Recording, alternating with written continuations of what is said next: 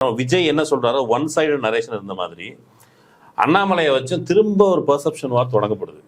இவன் பேசும்போது சார் இது விஜய் வெர்சஸ் அண்ணாமலைன்னு பொசிஷன் பண்ண முயற்சி பண்ணுறாங்க சார், பொசிஷன் பண்ண முயற்சி பண்ணுறாங்க, அது அவங்க முயற்சி பண்ணுறாங்க, நீங்கள் அதை பற்றி என்ன நினைக்கிறீங்க அப்படிங்கிறத குறித்து மீடியாக்கள் வெளிப்படையா அப்படி இல்லாமல் நீங்கள் என்ன சார் சொல்கிறீங்க, அண்ணாமலை ஒர்க் அவுட் ஆவாரா, நீங்கள் என்ன சொல்கிறீங்க, அண்ணாமலை ஜெயிப்பாரா, அண்ணாமலைக்கு எவ்வளோ வரும், இந்த விழுக்காட்டு அளவில் அவருடைய பொலிட்டிக்கல் அலவன்ஸை பற்றி எந்த கேள்வியும் இல்லாமல் திரும்பியும் அண்ணாமலை அலோவ் பண்ணப்படுது.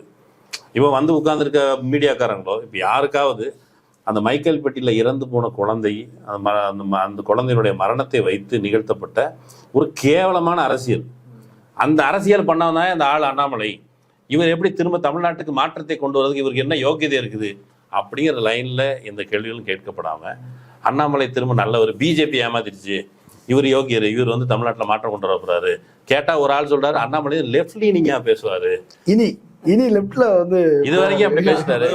இதை மட்டும் தான் சொல்லி முடியும். உங்களுக்கு பிடிச்ச தலைவர் யாரு, உணவு இருந்து யார் கூட நல்ல கடை தான் சொல்லியிருந்தாரு, கரெக்டாக தான் சொல்லியிருக்காங்க, நல்ல கடை கூட சாப்பிடணும்னு சொல்லியிருந்தாங்க. இறுதியா நம்ம சொல்ல விரும்புறது இதுதான், அண்ணாமலையை பொறுத்த வரைக்கும் அவர் தனியாக எந்த முடிவும் எடுக்க முடியாது. அவர்